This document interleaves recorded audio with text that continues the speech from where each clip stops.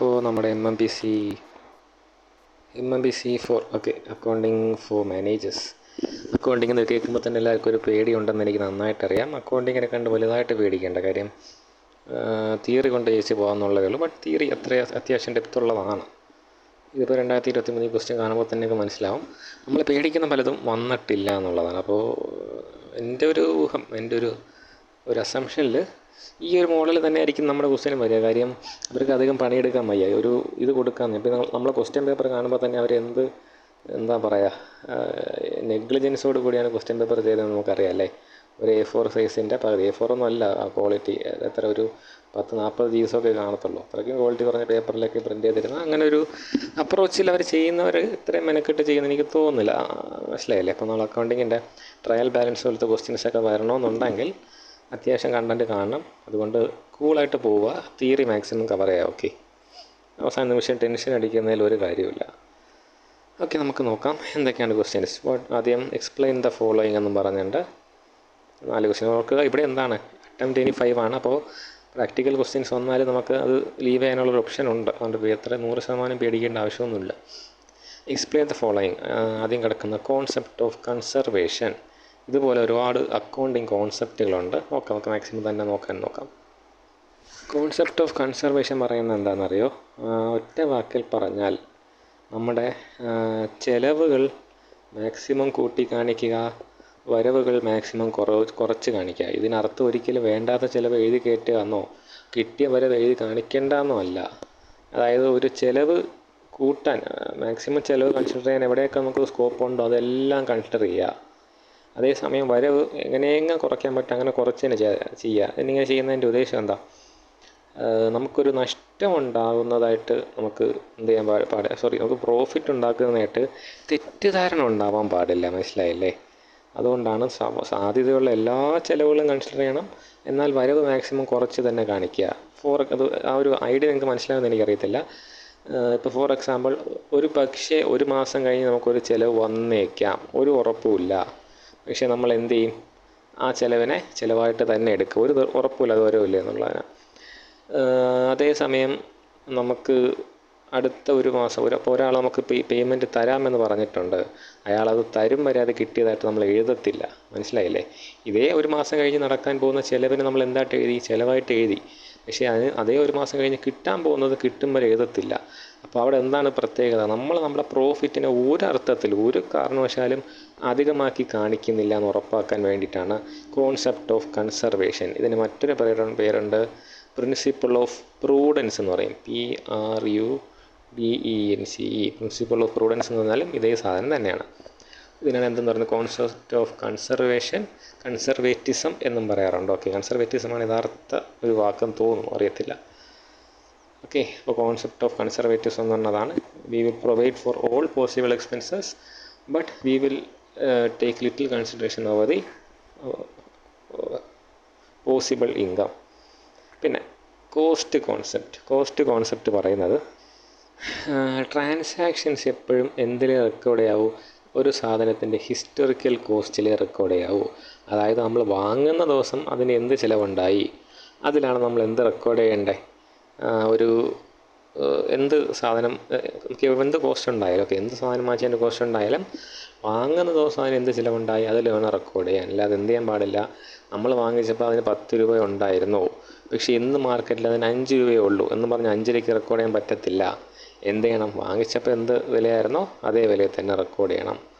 പിന്നെ മണി measurement concept എന്ന് പറയുന്നത് എന്താണ്? നമുക്ക് എല്ലാ ട്രാൻസാക്ഷനും എന്ത് ചെയ്യാൻ പറ്റത്തില്ല, നമ്മുടെ ബുക്സ് ഓഫ് അക്കൗണ്ട്സിനകത്ത് റെക്കോർഡ് ചെയ്യാൻ പറ്റത്തില്ല. എന്ത് ട്രാൻസാക്ഷനെ റെക്കോർഡ് ചെയ്യാൻ പറ്റത്തുള്ളൂ? പൈസയുടെ മൂല്യത്തിൽ അളക്കാൻ പറ്റുന്ന ട്രാൻസാക്ഷൻസ് മാത്രം. ഇപ്പോൾ എൻ്റെ വോയിസ് കുറച്ച് ഡൗൺ ആണെന്ന് എനിക്കറിയാം, ഉറക്കെ സംസാരിക്കാൻ പറ്റിയൊരു അവസ്ഥയിലല്ല. കാര്യം ഞാൻ പറഞ്ഞു, വീട്ടിൽ ഒരു ഇച്ചിരി ഫ്രഷായിട്ടിരിക്കുകയാണ്. ഓക്കെ, സോ വോളിയൊക്കെ ഒന്ന് കൂട്ടിയിട്ട് എല്ലാവരും ഒന്ന് അഡ്ജസ്റ്റ് ചെയ്യണേ. Okay, then money measurement concept എന്നാണ്. നമുക്ക് എന്ത് ചെയ്യണം? പൈസയുടെ മൂല്യത്തിൽ അളക്കാൻ പറ്റുന്ന ട്രാൻസാക്ഷൻസ് മാത്രമേ എവിടെ എഴുതാൻ പറ്റത്തുള്ളൂ? അക്കൗണ്ടിങ്ങിൻ്റെ ബുക്സിൻ്റെ അകത്ത് എഴുതാൻ പറ്റത്തുള്ളൂ. അതാണ് എന്തെന്ന് പറയുന്നത്? Money measurement concept. ഒരാൾ വന്നിട്ട് നമുക്ക് പൈസ തരാം, നമ്മുടെ കൂട്ടുകാരനാണ്, നമ്മൾ ഓടി വന്ന് കെട്ടിപ്പിടിച്ചിട്ട് എടാ നമ്മൾ ആ സൗഹൃദം പുതുക്കുകയല്ലേ, എൻ്റെ കടയിലെ സാധനം പൈസ തരാതെ അതിന് എടുത്തുകൊണ്ട് പൊക്കിയോട്ടെ എന്ന് പറയുമ്പോൾ അവൻ്റെ കെട്ടിപ്പിടുത്തത്തിന് ഞാൻ സാധനം ഫ്രീ ആയിട്ട് കൊടുത്തു എന്ന് എവിടെ എഴുതാൻ പറ്റത്തില്ല? ബുക്കിൽ എഴുതാൻ പറ്റത്തില്ല. ബുക്കിൽ എഴുതണമെങ്കിൽ ഒന്നുകിൽ എന്ത് എഴുതണം? ഞാൻ എൻ്റെ സ്വന്തം തലയ്ക്ക് വഹിക്കുന്ന ചിലവായിട്ട് എഴുതണം, ഇല്ലെങ്കിൽ എൻ്റെ ഒരു പ്രൊമോഷനായിട്ടോ അങ്ങനെ എന്തെങ്കിലുമൊക്കെ എഴുതണം. അല്ലാതെ പൈസയുടെ മൂല്യത്തിൽ കാണിക്കാൻ പറ്റാത്ത ഒരു ട്രാൻസാക്ഷൻ എന്ത് ചെയ്യത്തില്ല, നമ്മൾ റെക്കോർഡിൽ എഴുതത്തില്ല. മനസ്സിലായെന്ന് വിശ്വസിക്കുന്നു. ഇനി പീരിയോഡിസിറ്റിനെ വേറൊരു പേരിലാണ് നമ്മൾ പഠിച്ചിട്ടുള്ളത്. അക്കൗണ്ടിങ് പീരീഡ് കോൺസെപ്റ്റ് എന്നാണ് സാധാരണ നമ്മൾ പഠിച്ചിട്ടുള്ളത്. രണ്ടും ഒന്ന് തന്നെയാണ്. അക്കൗണ്ടിങ് പീരീഡ് കോൺസെപ്റ്റ് ഇത് ഒന്ന് തന്നെയാണ്. ഇതിൽ പറയുന്നത് എന്താ? എല്ലാ ബിസിനസ്സും ഒരു ഈക്വൽ ഇൻ്റർവെല്ലിൽ അവരുടെ ബിസിനസ് റിപ്പോർട്ടുകൾ തയ്യാറാക്കണം. ഇപ്പോൾ ഏപ്രിൽ 1-ാം തീയതി തുടങ്ങുന്ന ഒരു ബിസിനസ് മാർച്ച് 31-ന് അവസാനിക്കുന്നു എന്നുള്ളത് ഗ്ലോബലായിട്ട് എല്ലാ ബിസിനസ്സുകളും ചെയ്യുന്നതുകൊണ്ടാണ്. അന്നേ ദിവസം എന്ത് ചെയ്യുന്നു, എല്ലാ ബിസിനസ്സുകളുടെ റിപ്പോർട്ട് അവൈലബിൾ ആയിരിക്കും നമ്മുടെ കയ്യിൽ.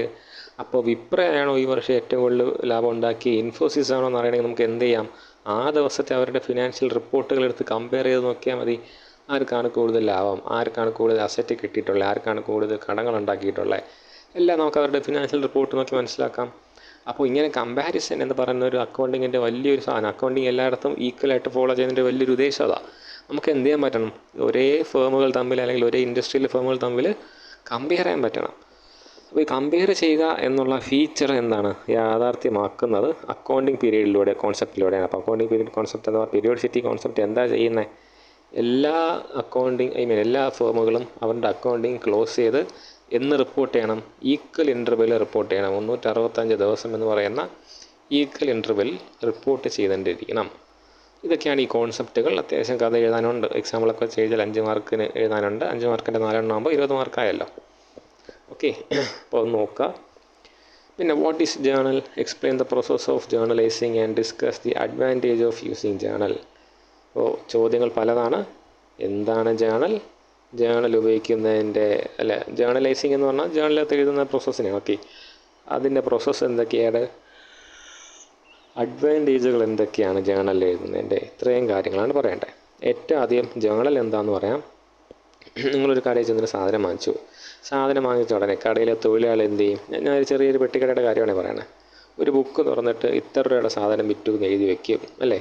നിങ്ങൾ പരിചയക്കാരനാണ്, നിങ്ങൾ എന്ത് ചെയ്യുന്നില്ല, പൈസ കൊടുക്കുന്നില്ല, കടമായിട്ട് വാങ്ങിച്ചുകൊണ്ട് പോയി ഇന്നയാൾ ഇത്ര രൂപയുടെ സാധനം വാങ്ങിച്ചുകൊണ്ട് പോയി എന്ന് എഴുതി വയ്ക്കുക അല്ലേ?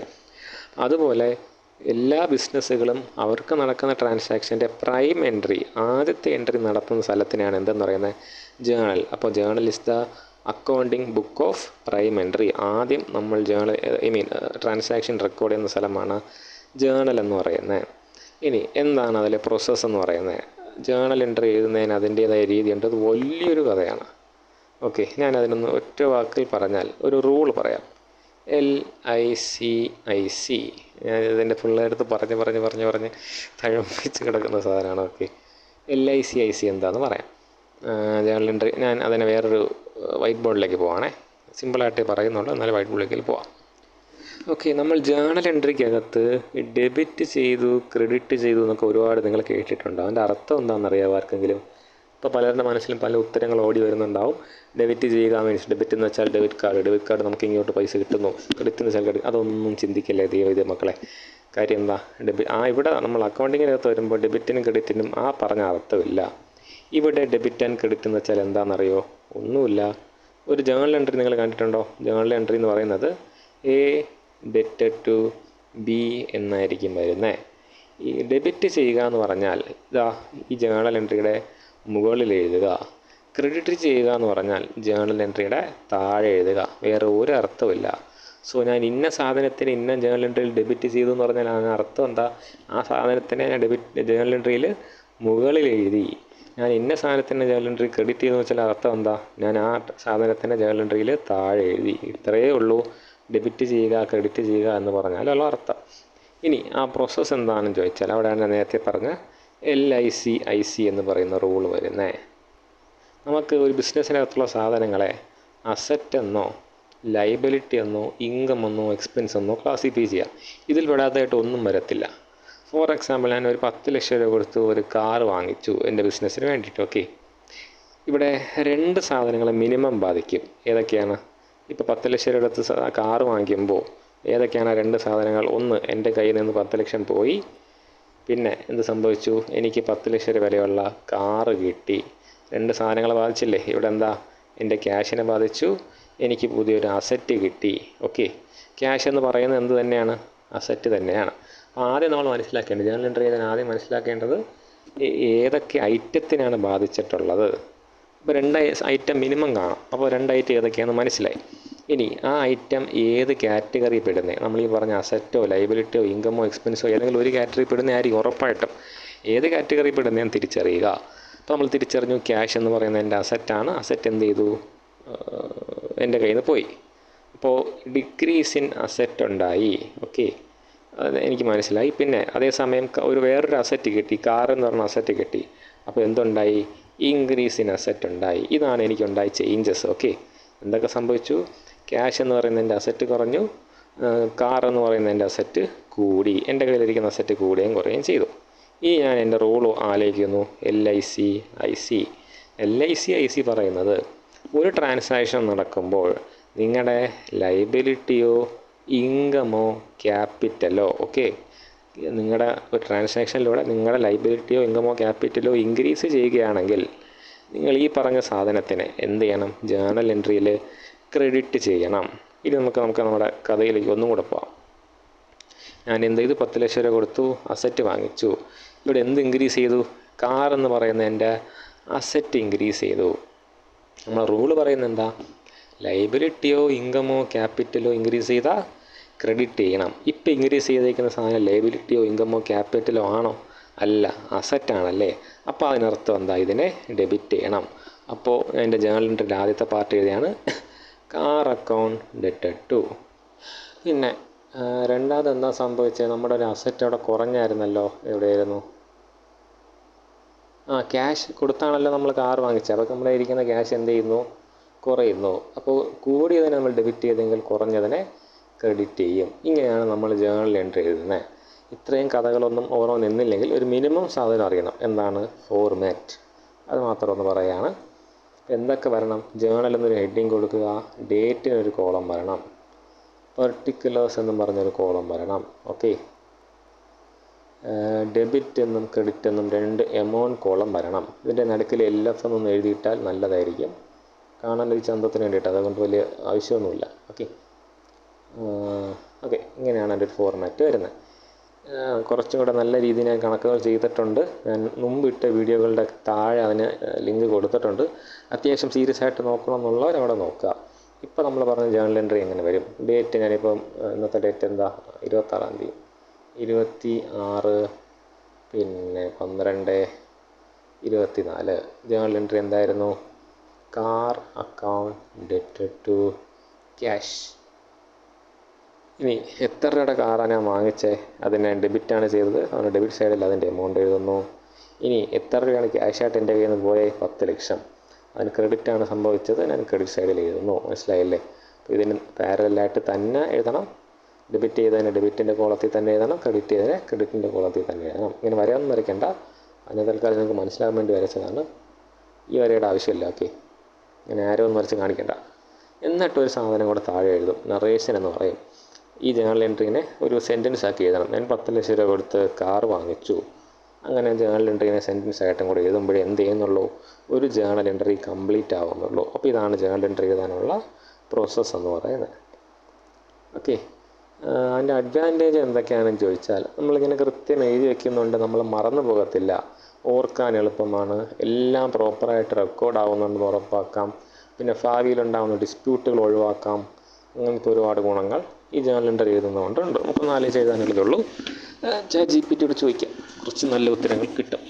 Okay, now what is marginal costing? Discuss the difference between marginal and absorption costing. Explain the utility and limitation of marginal cost. ഇതൊക്കെ ഞാൻ എൻ്റെ വീഡിയോയിൽ മുമ്പ് പറഞ്ഞിട്ടുള്ളതാണ്, ഒന്ന് നോക്കണേ. ഡീറ്റെയിൽ ആയിട്ട് പറഞ്ഞിട്ടുള്ളതാണ്. മാർജിനൽ കോസ്റ്റിംഗ് എന്ന് പറഞ്ഞാൽ നമ്മളൊരു അഡീഷണൽ യൂണിറ്റ് പ്രൊഡ്യൂസ് ചെയ്യുമ്പോഴുണ്ടാകുന്ന കോസ്റ്റിനാണ് എന്തെന്ന് പറയുന്നത്?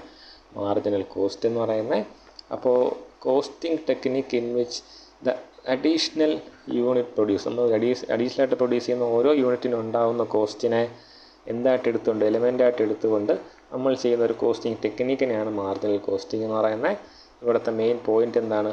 നമ്മൾ ബ്രേക്ക് ഈവൻ കണ്ടെത്തുക എന്നുള്ളതാണ് അവിടുത്തെ ഉദ്ദേശം. ഓക്കെ, അപ്പോൾ എത്ര അഡീഷണൽ യൂണിറ്റ് പ്രൊഡ്യൂസ് ചെയ്താൽ നമുക്ക് ബ്രേക്ക് ഈവനിലേക്ക് എത്താൻ പറ്റും, ആ ഒരു കോൺസെപ്റ്റ് വെച്ചിട്ടാണ് മാർജിനൽ കോസ്റ്റിംഗ് പോകുന്നത്. അപ്പോൾ ഈ മാർജിനൽ കോസ്റ്റിംഗ് അബ്സോർപ്ഷൻ കോസ്റ്റിംഗ് തമ്മിലുള്ള മേജർ ഡിഫറൻസ് എന്താണെന്നറിയോ? ഫിക്സഡ് കോസ്റ്റ് തന്നെയാണ്. മാർജിനൽ കോസ്റ്റിങ്ങിൽ നമ്മൾ ഈ പറഞ്ഞ പോലെ നമ്മൾ ബ്രേക്ക് ഈവനിൽ കൊണ്ട് എത്തിക്കുക എന്നതാണ് നമ്മുടെ ഉദ്ദേശം. അതായത് നോ പ്രോഫിറ്റ് നോ ലോസ് എന്ന അവസ്ഥയിൽ എത്തിക്കുക.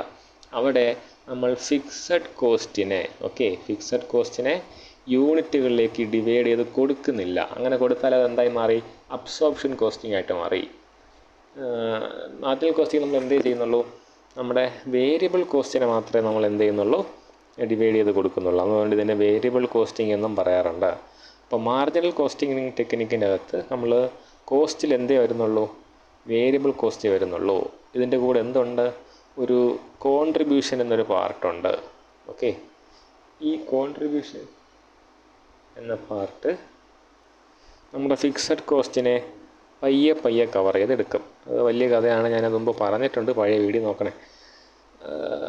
ഒരൊറ്റ അടിക്ക് നമ്മൾ എന്ത് ചെയ്യുന്നില്ല, നമ്മുടെ എല്ലാ ചിലവും കവർ ചെയ്ത് എടുക്കുന്നില്ല. അതാണ് ഈ മാർജിനൽ കോസ്റ്റിംഗ് അബ്സോർപ്ഷൻ കോസ്റ്റിംഗ് തമ്മിൽ വ്യത്യാസം. നമ്മുടെ ഈ അബ്സോർപ്ഷൻ കോസ്റ്റിംഗ് ചെയ്യുന്നത് എന്താ? നമ്മൾക്ക് ടോട്ടൽ എത്ര കോസ്റ്റ് ഉണ്ടായി, ഓക്കെ, ഫുൾ ഉണ്ടായ cost divided by number of units produced. അപ്പോൾ നമുക്ക് എന്ത് കിട്ടും? ഒരു യൂണിറ്റിന് വേണ്ടിയുള്ള കോസ്റ്റ് കിട്ടും അല്ലേ. അതിൻ്റെ കൂടെ നമ്മുടെ പ്രോഫിറ്റ് ആഡ് ചെയ്തായിരിക്കും സെല്ലിംഗ് പ്രൈസ് നിശ്ചയിക്കുന്നത്. പക്ഷേ മാർജിനൽ കോസ്റ്റിങ്ങിന് അങ്ങനെയല്ല. ഒരു പ്രൊഡക്റ്റ് ഉണ്ടാക്കാൻ നമുക്കുണ്ടായ വേരിയബിൾ കോസ്റ്റ് മാത്രമേ നോക്കൂ. വേരിയബിൾ കോസ്റ്റ് എന്ന് പറഞ്ഞാൽ എന്താ? ഫോർ എക്സാമ്പിൾ, നിങ്ങൾ ചപ്പാത്തിയാണ് ഉണ്ടാക്കി വിൽക്കുന്നതെങ്കിൽ ഒരു ചപ്പാത്തിക്ക് നിങ്ങൾക്ക് എത്ര രൂപയുടെ മാവ് ഉപയോഗിക്കേണ്ടി വന്നു, അത് മാത്രമേ എന്ത് ചെയ്യത്തുള്ളൂ? കോസ്റ്റായിട്ട് നമ്മൾ കൺസിഡർ ചെയ്യത്തുള്ളൂ. ബാക്കി ഒരുപാട് ചിലവുകളുണ്ടല്ലോ, കടയിൽ ആളെ നിർത്തുന്നതിൻ്റെയും പിന്നെ ഇലക്ട്രിസിറ്റി, വാട്ടർ ബില്ല് എന്നൊക്കെ പറഞ്ഞ് ഒരുപാട് ചിലവുണ്ടല്ലോ.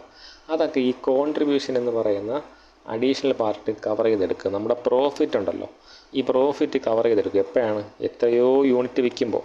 അപ്പോൾ മാർജിനൽ കോസ്റ്റിങ്ങിൻ്റെ ഉദ്ദേശം എന്താണ്? അത്രയും യൂണിറ്റ് കണ്ടെത്തി വിൽക്കുക എന്നുള്ളതാണ് മാർജിനൽ കോസ്റ്റിങ്ങിൻ്റെ ഉദ്ദേശം. എന്തുമാത്രം കാര്യം മനസ്സിലായെന്ന് എനിക്കറിയത്തില്ല, പഴയ വീഡിയോകൾ നോക്കുക. ഇതിൻ്റെ യൂട്ടിലിറ്റി പറഞ്ഞ പോലെ നമുക്ക് ബ്രേക്ക് ഈവൻ കണ്ടെത്താൻ പറ്റുന്നു. പിന്നെ എന്താ പറയുക, ആ ഒരു സംഭവം തന്നെയാണ്. ഫിക്സഡ് കോസ്റ്റിനെ പല ഇതിലായിട്ട് കവർ ചെയ്യാൻ പറ്റുന്നു. അപ്പോൾ നമുക്ക് കുറച്ചും കൂടെ റീസണബിൾ ആകുന്നു. നമ്മുടെ സാധനത്തിൻ്റെ പ്രൈസ് അനാവശ്യം ഒരുപാട് അങ്ങ് കൂടി പോകുന്നില്ല. അങ്ങനെയുള്ള കുറേ കാര്യങ്ങളുണ്ട്. ഇനി ലിമിറ്റേഷൻ പറയുകയാണെങ്കിൽ, ആകെയുള്ളൊരു പ്രശ്നം ഫിക്സഡ് കോസ്റ്റിനെ ഒരു കോസ്റ്റായിട്ട് കൺസിഡർ ചെയ്യാതെ ഈ ബ്രേക്ക് ഈവന് വിട്ട് കൊടുക്കുന്നു എന്നുള്ളതാണ്. മനസ്സിലായില്ല? അതായത് എത്രയോ യൂണിറ്റ് വിൽക്കുമ്പം എന്താണ്, ഈ ഒരു സാധനം ഫിക്സഡ് കോസ്റ്റും കൂടെ കവറായി നമ്മൾ വരും എന്നുള്ളൊരു സാധനമാണ്. ഫിക്സഡ് കോസ്റ്റിങ്ങിന് സ്ട്രെയിറ്റ് ആയിട്ട് പോകുമ്പോൾ നമ്മൾ എത്രയോ യൂണിറ്റ് വിൽക്കുമ്പോൾ ഇതും ക്രോസ് ചെയ്ത് അങ്ങ് പോകും എന്നുള്ളൊരു പ്രതീക്ഷയാണ്. ബട്ട് അതെപ്പോഴും നടക്കണമെന്നില്ല, അതിലൊരു റിയാലിറ്റി ഇല്ല എന്നൊക്കെ ഉള്ളതാണ്. പിന്നെ കുറേ ലിമിറ്റേഷൻ തിയറിറ്റിക്കലി പറയുന്നുണ്ട്, ജസ്റ്റ് ഒന്ന് നോക്കാം. ഓക്കെ, പിന്നെ what is budget? Describe budgetary control, discuss the steps involve in installing budgetary control system. എന്താണ് ബഡ്ജറ്റ് എന്നൊക്കെ നമുക്ക് കയ്യിൽ നിന്നിട്ട് എഴുതാനുള്ളതേ ഉള്ളൂ. നമ്മുടെ ഇൻകം എക്സ്പെൻസും പ്രീ ഡിറ്റർമിൻ ചെയ്യുന്നതാണ്. ബഡ്ജറ്ററി കൺട്രോൾ എന്ന് പറയുന്നത് ബഡ്ജറ്റിൻ്റെ സഹായത്തോടു കൂടി നമ്മുടെ ഇൻകം എക്സ്പെൻസും കൺട്രോൾ ചെയ്യുന്നതിനാണ്. അതിൻ്റെ സ്റ്റെപ്സ് എന്താണ് നമുക്ക് ജസ്റ്റ് ആലോചിച്ചാൽ മനസ്സിലാവുന്നേ ഉള്ളൂ. കഴിഞ്ഞ വർഷങ്ങളിലെ ഇൻകം നോക്കുക, എക്സ്പെൻസ് നോക്കുക, അത് വച്ചിട്ട് നമുക്ക് എക്സ്പെക്റ്റ് ചെയ്യാവുന്ന പ്രൊജക്റ്റ് ചെയ്യുക എന്ന് പറയും. നമുക്ക് ഇനി അടുത്ത വർഷം എന്ത് ഇൻകം വരും, എന്ത് എക്സ്പെൻസ് പ്രൊജക്റ്റ് ചെയ്യുക, അതിനെ നമ്മൾ സ്റ്റാൻഡേർഡായിട്ട് ഡിക്ലെയർ ചെയ്യുക. അടുത്ത വർഷത്തെ ആക്ച്വൽ നോക്കുക, ഇത് രണ്ടും കൂടെ കമ്പയർ ചെയ്യുക.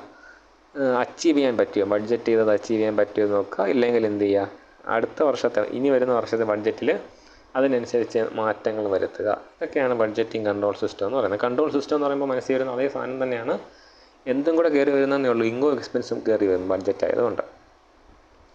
What is an annual report of A company? List the content of annual report and describe the information contained in narrative item.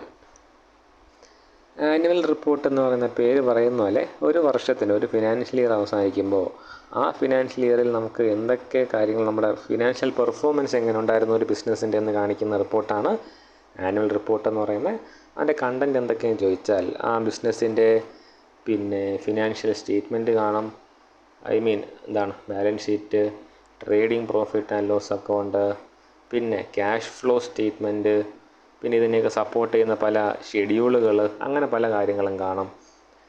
പിന്നെ അവരുടെ ഇൻ്റർപ്രിട്ടേഷൻ, അവരുടെ സർട്ടിഫിക്കറ്റ് കാര്യങ്ങളൊക്കെ കാണും. ഈ നറേറ്റീവ് ഐറ്റംസിനെ എന്ന് പറയുന്നത് എന്താണെന്നറിയോ? കുറച്ച് ഈ ബിസിനസ്സിൻ്റെ ഇപ്പോഴത്തെ പൊസിഷൻ എന്താണ്, സ്ട്രാറ്റജി എന്താണെന്നൊക്കെ ഒരു കഥ പോലെ അതിൻ്റെ അകത്ത് പറഞ്ഞിട്ടുണ്ടാവും വായിക്കാൻ വേണ്ടിയിട്ട്. ആ ഒരു പാർട്ടിനാണ് നറേറ്റീവ് പാർട്ട് എന്ന് പറയുന്നത്. അതിൻ്റെ അകത്ത് ഈ പറഞ്ഞ സാധനങ്ങളൊക്കെയാണ്. എന്താണ് ബിസിനസ്സിൻ്റെ ഇപ്പോഴത്തെ അവസ്ഥ എന്താണ്, പൊസിഷൻ എന്താണ്, സ്ട്രാറ്റജി എന്താണ്, ഫ്യൂച്ചർ അവരെവിടെയാണ് കാണുന്നത്, മിഷൻ അവരെന്തുമാത്രം അച്ചീവ് ചെയ്തു, വിഷൻ എന്തുമാത്രം അച്ചീവ് ചെയ്തു എന്നൊക്കെ പറഞ്ഞതിൻ്റെ കുറേ കഥകൾ കാണാം. ഓക്കെ, ഇനി explain the following. DuPont analysis. DuPont analysis എന്ന് പറയുന്നത്, ഡ്യൂപ്പൻ്റ് എന്ന് പറഞ്ഞൊരു ചാർട്ടുണ്ട്. ഓക്കെ, ഡ്യൂപ്പൻ്റ് ചാർട്ട് എന്ന് പറയുന്നത് പല റേഷ്യോസിനെ, ഞാൻ റേഷ്യോ അനാലിസിസ് പറഞ്ഞിട്ടില്ല എന്ന് തോന്നുന്നു, പല റേഷ്യോസിനെ എന്ത് ചെയ്യുന്നു, ഒരുമിച്ച് കൊണ്ടുവന്നിട്ട് ഒരു കോമൺ ഔട്ട്പുട്ട് അതിൻ്റെ അകത്ത് നമുക്ക് ബിസിനസ്സിനൊരു ബേസിക് ഐഡിയ കണ്ടെത്താൻ പറ്റുന്ന രീതിയിൽ അവരെ കണക്ട് ചെയ്ത് നിർത്തിയേക്കുന്ന ചാർട്ടാണ് ഡ്യൂപ്പൻ്റ് ചാർട്ട് എന്ന് പറയുന്നത്. അപ്പോൾ ഒരു കമ്പനിയുടെ പെർഫോമൻസിനെ പല രീതിയിൽ നമുക്ക് എന്ത് ചെയ്യാൻ പറ്റും, റേഷ്യോസ് വെച്ച് അനാലിസ് ചെയ്യാൻ പറ്റും.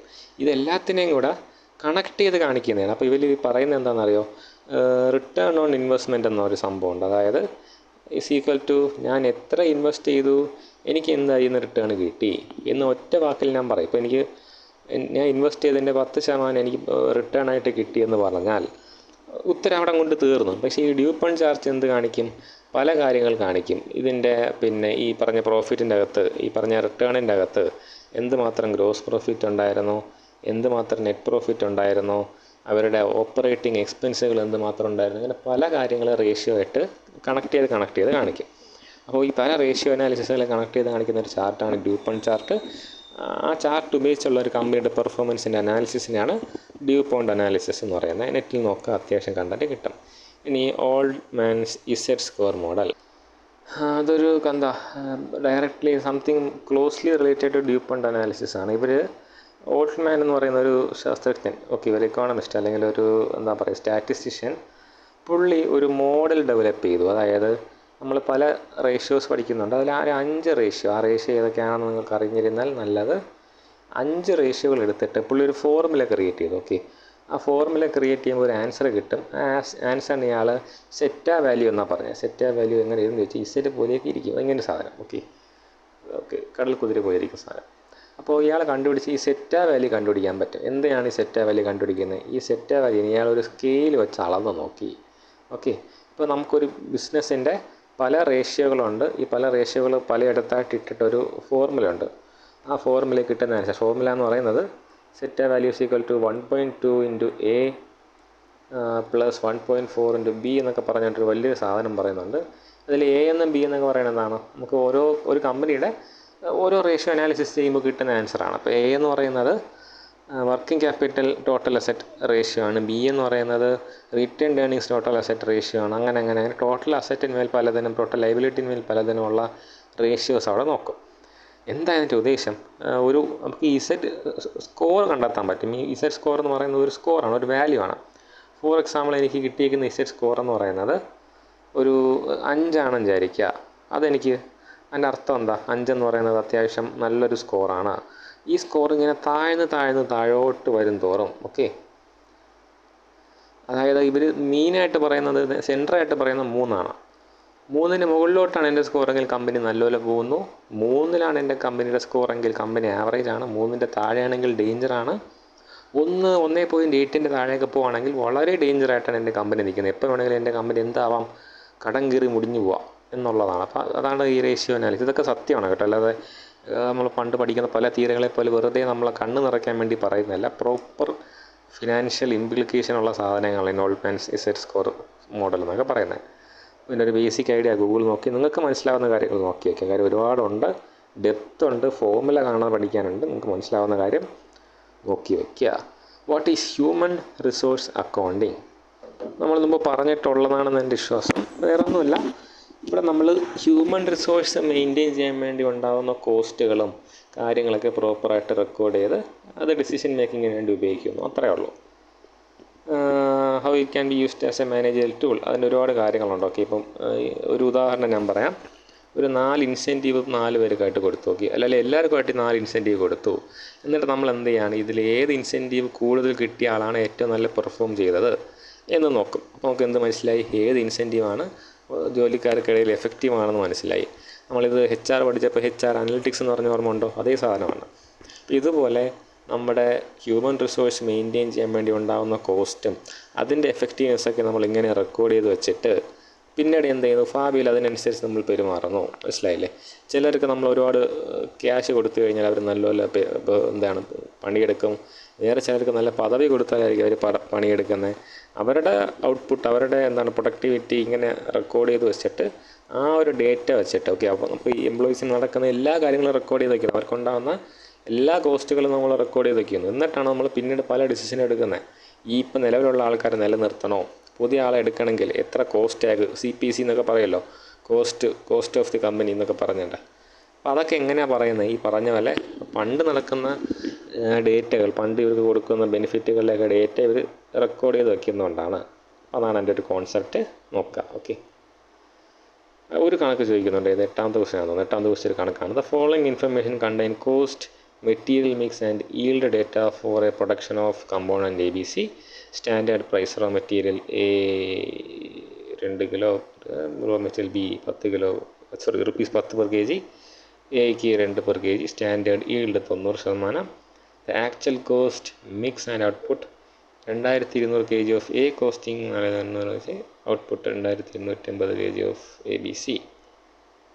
Okay, calculate the material cost variance, material price variance, material wage variance, material mix variance, material yield variance. Variance analysis എന്ന് പറയുന്ന കോസ്റ്റ് അക്കൗണ്ടിങ്ങിൻ്റെ ഒരു പാർട്ടാണ്. അപ്പോൾ നമ്മളിതിൽ ഒരു കാര്യം അറിയേണ്ടത്, ഓരോന്നിൻ്റെയും ഫോർമുല കാണാതെ അറിഞ്ഞാലേ ഈ കണക്ക് ചെയ്യാൻ പറ്റത്തുള്ളൂ. അപ്പോൾ കാണാതെ പഠിക്കുക എന്നുള്ളത് ഈ ഒരൊറ്റ ദിവസം കൊണ്ട് പോസിബിൾ ആണോ എന്ന് എനിക്കറിയത്തില്ല. ഞാൻ അതുകൊണ്ട് അത്ര ഡെപ്തിലേക്ക് പോകുന്നില്ല. മെറ്റീരിയൽ കോസ്റ്റ് വേരിയൻസ് എന്ന് പറയുന്നത് നമ്മൾ പ്രതീക്ഷിച്ച ഒരു മെറ്റീരിയൽ കോസ്റ്റ് ഉണ്ട്. ഓക്കെ, നമ്മുടെ എന്തോ ഒരു പ്രൊഡക്ഷൻ നമ്മൾ ചെയ്യാൻ പോവാണ്. ആ പ്രൊഡക്ഷന് വേണ്ടി മെറ്റീരിയലിന് ഇത്രയും കോസ്റ്റ് ഉണ്ടാവുമെന്ന് നമ്മൾ പ്രതീക്ഷിച്ചു. എന്നാൽ യഥാർത്ഥത്തിൽ വേറെ എന്തോ കോസ്റ്റാണ് ഉണ്ടായത്. അപ്പോൾ നമുക്കറിയേണ്ടത് അത് ഇതും തമ്മിലുള്ള വ്യത്യാസമാണ്. ഓക്കെ, മനസ്സിലായില്ലേ? എന്താണ് നമ്മൾ പ്രതീക്ഷിച്ചതിൽ നിന്ന് വ്യത്യാസം ഉണ്ടായത്? നമ്മൾ പ്രതീക്ഷിച്ചതിനാണ് എന്തെന്ന് പറയുന്നത്, സ്റ്റാൻഡേർഡ് എന്ന് പറയുന്നത്. നമ്മൾ പ്രതീക്ഷിച്ചു മെറ്റീരിയൽ Aക്ക് 2 per kg എന്നും മെറ്റീരിയൽ Bക്ക് 10 per kgക്കും കിട്ടുമെന്ന് നമ്മൾ പ്രതീക്ഷിച്ചു. ഓക്കെ, എന്നാലോ 2200 kg ഓഫ് Aക്ക് 4650 അപ്പോൾ 1 kg Aന് എത്ര, A എന്ന് പറഞ്ഞാൽ എന്തോ ഒരു സാധനമാണ് കേട്ടോ. 1 kg Aക്ക് എത്ര രൂപ ചിലവായി? നമുക്ക് കാൽക്കുലേറ്ററിലേക്ക് പോവാം. എത്രയായിരുന്നു? 4650 ഡിവൈഡഡ് ബൈ 2200. 4650 divided by 2200, 2.113. ഇത് നമ്മൾ എടുക്കത്തില്ല. ഈ ഒരു ഡയറക്റ്റ് ഈ സാധനം അല്ല എടുക്കുന്നത്. ഇത് നമ്മൾ എന്തായിട്ട് എടുക്കും? ആക്ച്വൽ ക്വാണ്ടിറ്റി ആയിട്ട് എടുക്കും. ഓക്കെ, ആക്ച്വൽ ക്വാണ്ടിറ്റി ക്വാണ്ടിറ്റി അല്ല, ആക്ച്വൽ പ്രൈസ് ആയിട്ട് എടുക്കും.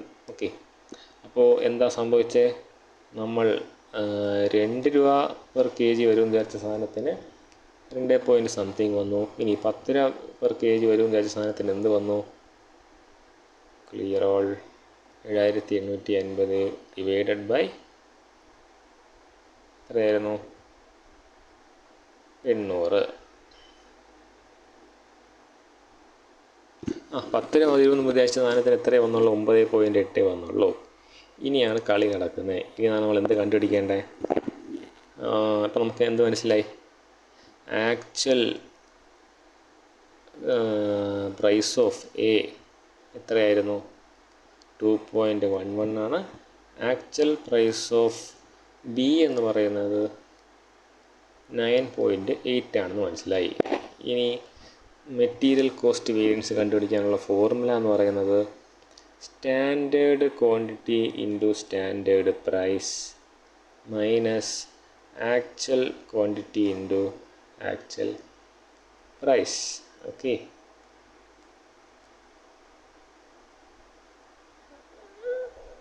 നമുക്കിവിടെ എന്ത് തന്നിട്ടില്ല? സ്റ്റാൻഡേർഡ് ക്വാണ്ടിറ്റി തന്നിട്ടില്ല. അപ്പോൾ നമുക്ക് എന്തല്ല, അതൊരു വിഷയമല്ല. Okay, the output is 2850 kg. അതൊരു മിസ്സിങ് ആണെന്നാണ് എൻ്റെ വിശ്വാസം. സ്റ്റാൻഡേർഡ് ക്വാണ്ടിറ്റി തന്നാലേ അങ്ങോട്ട് ചെയ്യാൻ പറ്റത്തുള്ളൂ. എത്ര ക്വാണ്ടിറ്റി യൂസ് ചെയ്തു? ആക്ച്വൽ ക്വാണ്ടിറ്റി തന്നിട്ടുണ്ട്. ഇതേപോലെ സ്റ്റാൻഡേർഡിലും തരണം. ഈൽഡിൻ്റെ അവർ പറഞ്ഞിട്ടുണ്ട്. നമുക്ക് എന്താണ് അവസാനം കിട്ടുന്ന ഈൽഡ് 90% ആയിരിക്കും എന്ന് നമ്മൾ പ്രതീക്ഷിക്കുന്നു. പക്ഷേ ഈൽഡ് യഥാർത്ഥത്തിൽ എത്രയാണ് വന്നത്? 2850 വന്നത്. നമുക്ക് നോക്കാം. 2200 പ്ലസ് 3000 അല്ലേ? 3000ൻ്റെ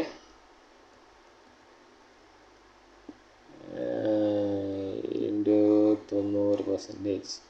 2700 വരണമായിരുന്നു. എത്ര വന്നു? 2850. അപ്പോഴും എന്തുണ്ട്? വേരിയൻസ് ഉണ്ട്. ഈൽഡിലും വേരിയൻസ് ഉണ്ട്. മെറ്റീരിയൽ ഈൽഡ് വേരിയൻസ് നമ്മൾ അങ്ങനെ കണ്ടുപിടിക്കുന്നത്. എല്ലാത്തിൻ്റെ അടിസ്ഥാനം ഇതാണ്. ഈ പറഞ്ഞ പോലെ എന്താണ്, ആക്ച്വൽ മൈനസ് നമ്മളൊരു സ്റ്റാൻഡേർഡ് മനസ്സിൽ വിചാരിച്ചു, എന്നാൽ ആക്ച്വൽ വേറെ എന്തോ ഉണ്ടായി. ഇത് തമ്മിലുള്ള ഡിഫറൻസാണ് നമ്മൾ നോക്കുന്നത്. ഓക്കെ, ഓരോന്നിനും അതിൻ്റെ ഫോർമുല ഉണ്ട്. ഞാൻ അതിലേക്ക് പോകുന്നില്ല. ബട്ട് ഐ തിങ്ക് എനിക്ക് ആ ഒരു ഇൻഫർമേഷൻ ഇൻകംപ്ലീറ്റ് ആണെന്നാണ് എൻ്റെ വിശ്വാസം. The cost, material mix, standard price, standard ഈൽഡും തന്നിട്ട് എനിക്ക് തോന്നുന്നു വിട്ടുപോയതായിരിക്കണം. ഓക്കെ, എന്തായാലും ഞാൻ വിട്ടുപോയതല്ലെന്നുണ്ടെങ്കിൽ ഞാൻ മറ്റൊരു വീഡിയോയ്ക്ക് അത് പറയുന്നതായിരിക്കും. ഇതുപോലെ ഫോർമുല പഠിച്ച് ഓരോന്നും ചെയ്യേണ്ടി വരും. ഓക്കെ, അതുകൊണ്ട് കണക്ക് ചെയ്യണോ വേണ്ടെന്നുള്ളത് നിങ്ങൾ തന്നെ ആലോചിക്കാം. ഓക്കെ, ഞാൻ പറഞ്ഞ ലിമിറ്റേഷൻസ് ഉണ്ട്. ഞാൻ പറ്റുന്ന അത്രയും വീഡിയോസ് ചെയ്യാം. മുമ്പ് പലതും ചെയ്തിട്ടുണ്ട്. ആദ്യം ചെയ്ത വീഡിയോൻ്റെ ഡിസ്ക്രിപ്ഷനിൽ ഇനി അങ്ങോട്ടുള്ള പല വീഡിയോകളും കാണണമെങ്കിൽ എന്ത് ചെയ്യണമെന്ന് പറഞ്ഞിട്ടുണ്ട്. മാക്സിമം യൂട്ടിലൈസ് ചെയ്യുക. നിങ്ങൾ അയക്കുന്ന ഷോർട്ട് നോട്ടുകളുണ്ടല്ലോ, അസറിനെ പോലുള്ളവർ അയക്കുന്ന ഷോർട്ട് നോട്ടൊക്കെ ഉണ്ട്, വളരെ യൂസ്ഫുള്ളാണ്. ഞാൻ പറ്റുമെങ്കിൽ അതൊക്കെ എടുത്ത് തന്നെ ഇനി അങ്ങോട്ട് വീഡിയോ ചെയ്യാമെന്ന് ആലോചിക്കാം. നോക്കട്ടെ, എന്തായാലും സമയം കിട്ടുന്ന പോലെ ഇന്ന് ഇനി നടക്കത്തില്ല, നാളെ കൊണ്ട് മാക്സിമം സെറ്റ് ചെയ്യാം. Okay, thank you all.